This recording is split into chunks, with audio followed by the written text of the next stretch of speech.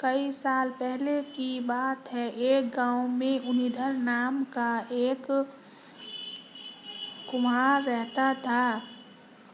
दिन में वह मिट्टी के बर्तन बनाता था और जो भी पैसे मिलते थे उसे शराब खरीद कर पी लिया करता था।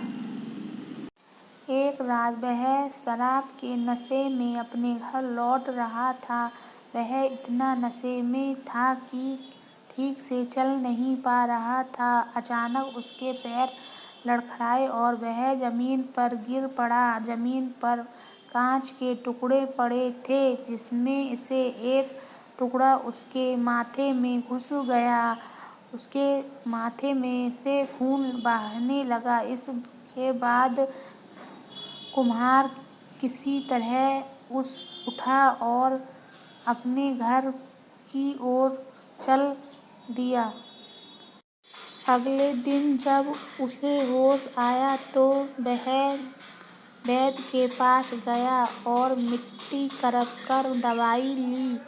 वैद्य ने कहा, घाव गहरा होने के कारण इसे भरने में समय लगेगा। पूरा भर जाने के बाद भी इस घाव का निशान नहीं जाएगा।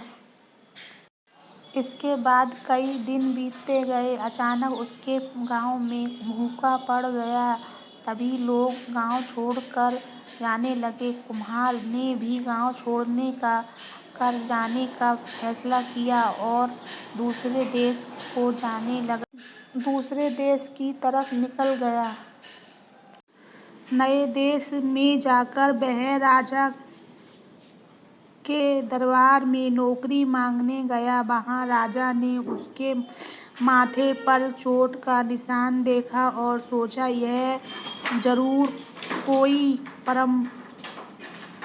परम योद्धा होगा और दुश्मनों से लड़ते समय इसके माथे पर चोट लगी होगी। यह सोचकर राजा ने उसे अपने दरबार में एक खास जगह दे दी और उस पर विशेष ध्यान देने लगे।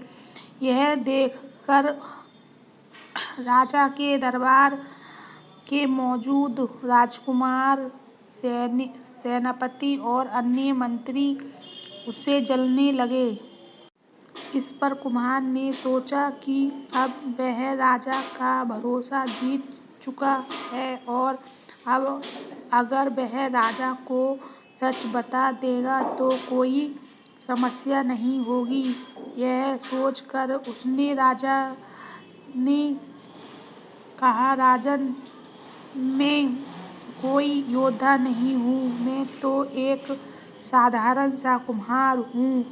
यह चोट मुझे किसी युद्ध में नहीं बल्कि शराब पीकर गिरने के कारण लगी थी।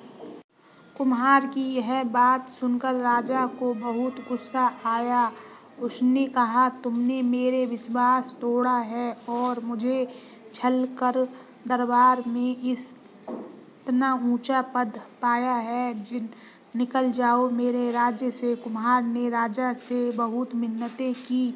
उसने कहा कि अगर उसे मौका मिले तो वह योद्धा बन राजा के लिए प्राण भी दे सकता है। राजा ने कहा, तुम चाहे जितने भी वीर और पराक्रमी हो, लेकिन तुम शूरवीर के कुल से नहीं हो। तुम्हारी हालत शेरों के बीच रहने वाले उस गीदड़ की तरह है जो हाथी से लड़ने की जगह उससे दूर भागने की बात करता है। मैं तुम्हें जाने दे रहा हूँ, लेकिन अगर राजकुमारों को तुम्हारा राज पता चल गया तो वो तुम्हें मार डालेंगे। इसीलिए कहता हूँ कि अपनी जान बचाओ और भाग जाओ। कुम्हार ने राजा की बात मानी और तुरंत उस राज्य से छोड़कर राज्य को